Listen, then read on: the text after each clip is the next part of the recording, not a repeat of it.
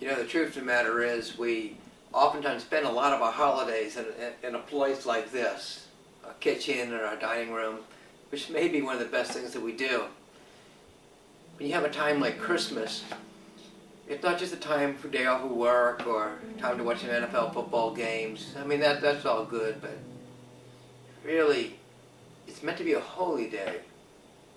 A holy day is a day that's set apart, a day that we reflect with friends and family, and we really think about who God is and what He's done in our lives and our relationship with Him.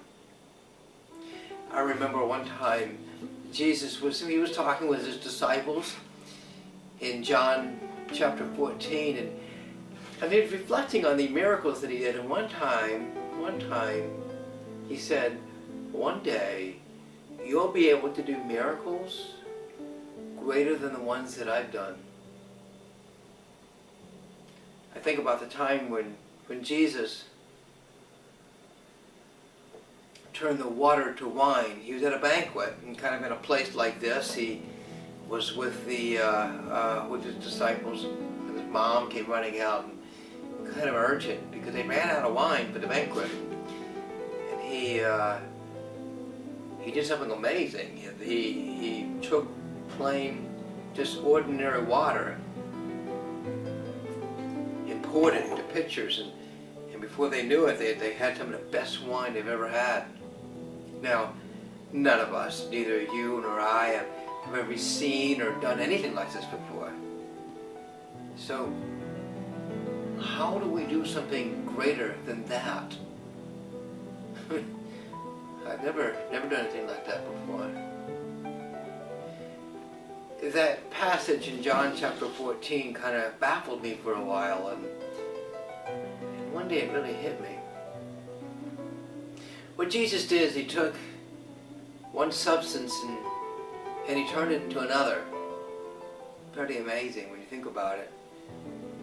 Not something that even our best chemists can do today. But what He is calling us to do is to take something and turn it into life. When you think about water, it's nothing more than the symbol of life. So, what if this Christmas we were to take wine and turn it into water? What if we were to take something of value and turn it into life? Think about it. What if we, rather than spending all of our time so focused and stressed on gifts and getting all these different things, and spending all of our time and energy in the latest iPods or Game Boys or whatever, and really we focus this season, this year, on life? When I spend time with my boys, and we're playing and we're laughing and we're just doing life together.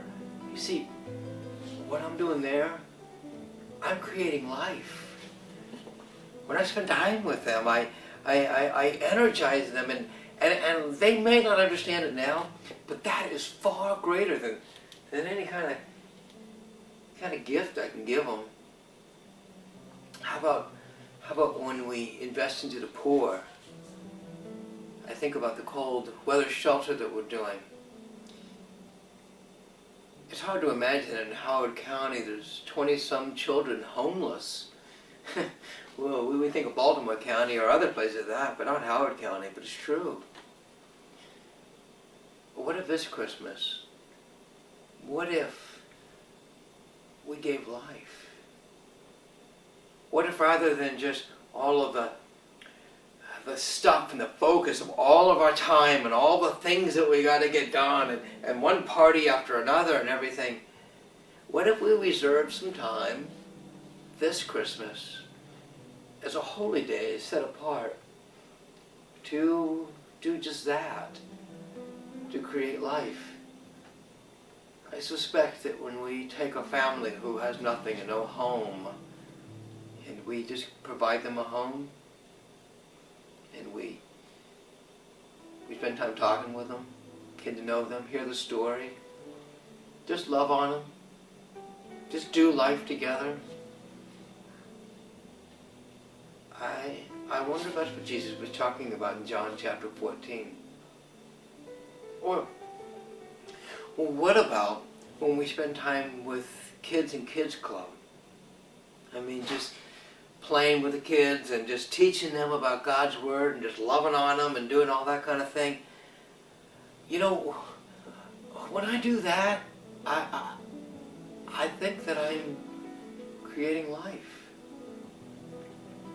Well, what about when the people who are going to the Dominican Republic this January? I think there's, I don't know, 5, 6, 7 of us that are going this time. Sometimes we have a dozen going.